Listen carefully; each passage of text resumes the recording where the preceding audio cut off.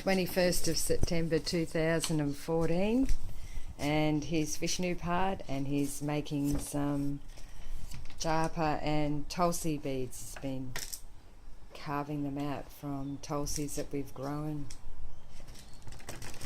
He's growing in the garden. So, away to you, Vishnupad. Yep.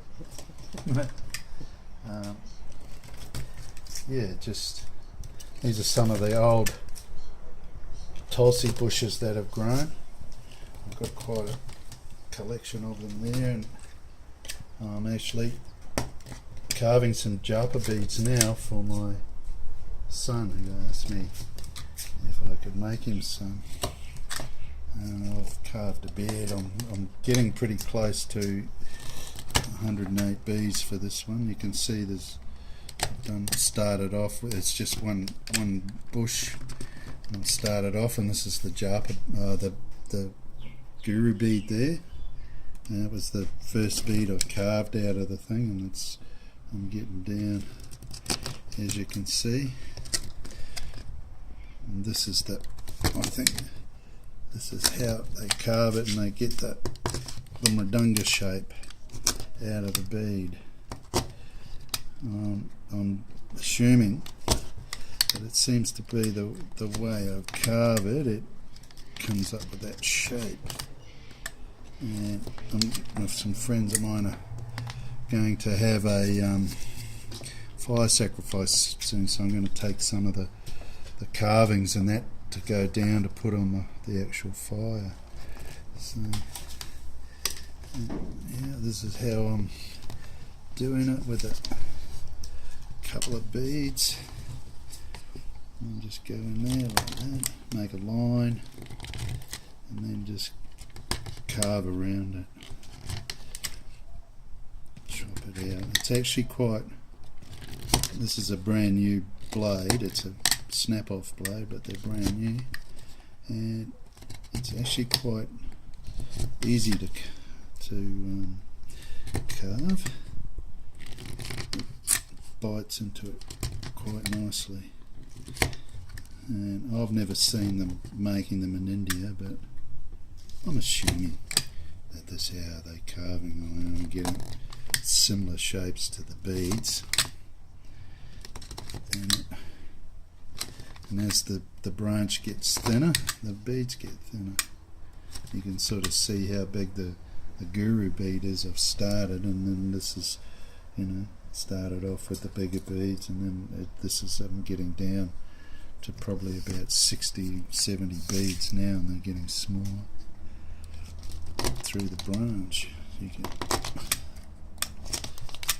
yeah, this is very, very meditative. I can meditate on Tulsi while I'm doing this. So she's offering her bodies up for doing this, so it's quite a pleasant pastime.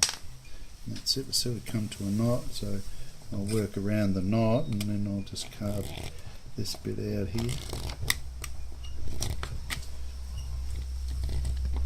So the other side of the knot.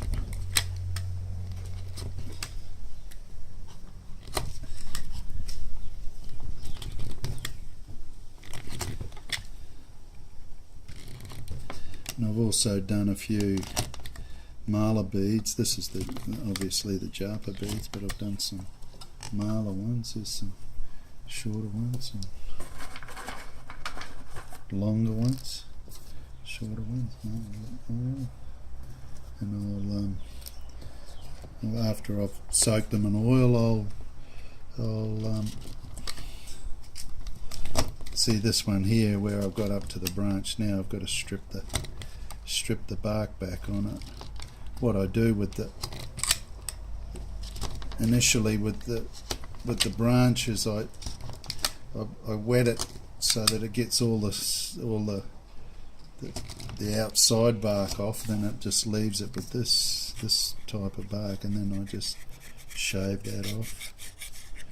But the outside stuff comes off if you wet it and scrape it with a piece of metal, sharp edged metal, not a knife, It just rubs it off. Then you're just left with that thin stuff, which I just shave off with the knife anyway. But yeah, I mean it takes a while to do, but I try and do about 10 to 20 beads a day if I can, if I've got time. And eventually you just whittle through them. A little pun there.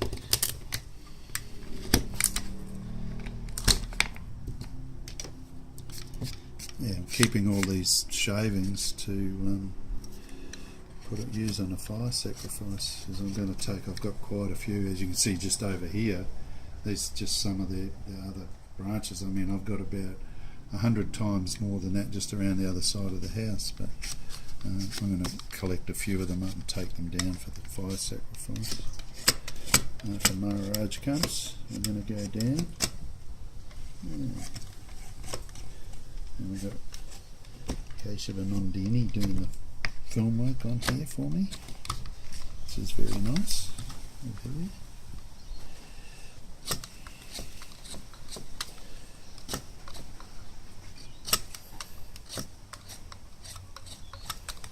Yeah, I just go through and shave this. It's only a thin piece of bark, but shaves it off. Just do this short bit. Usually I do a whole section of the branch. This is actually just from one bush. It's actually getting right down to the end of it up here, as you can see. But yeah, a little measurement thing here. Do that and just cut a line, scribe a line into it. So that's my guide for when I'm going around. And then I just start off doing V's all the way around. And as you go around, you start from one side and you do this side here on there a bit deeper than this, so it keeps this end of it straight. So for your next bead, there's one where it's got the cut into it, and one's just got a sort of a straight edge. But I do it out a bit so that it makes the edge not so sharp. But as you can see, it cuts into it quite easy. It's a very nice wood to work with. Not that I'm a woodworker, but I can do this. So it's really nice.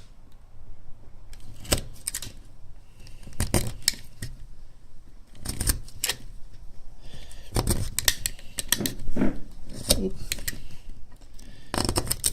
Yeah, it doesn't actually take long to get through it. Oops. Sometimes I do that. Do another one.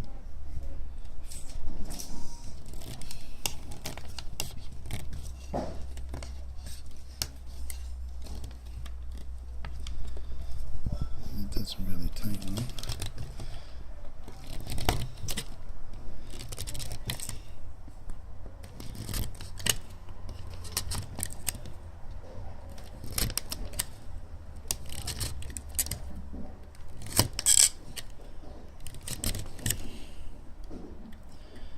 Sure the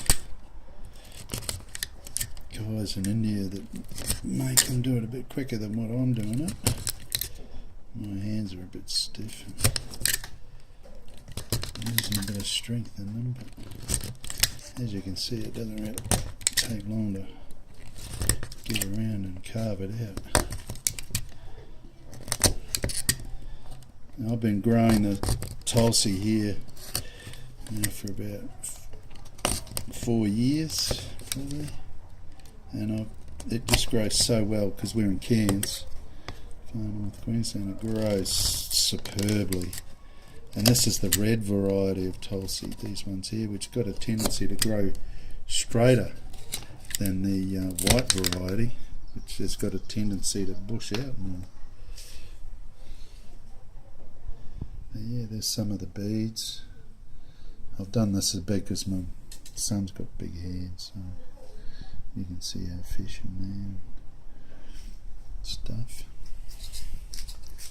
Thanks for that lesson in carving. Well, I don't know Vishnupad. about a lesson, but it's getting a few things done, I suppose. Which I can do. I'm handy with my hands, so it's not that hard to carve them up. So I'm getting a few there. I'm going to do some mala beads as well out of some of the smaller ones, because I've got some here. This is some I prepared earlier. These I can make them, because you can see they're all different sizes. There's thinner ones here. Sometimes these ones we can just cut with a sword or get straight edges like that.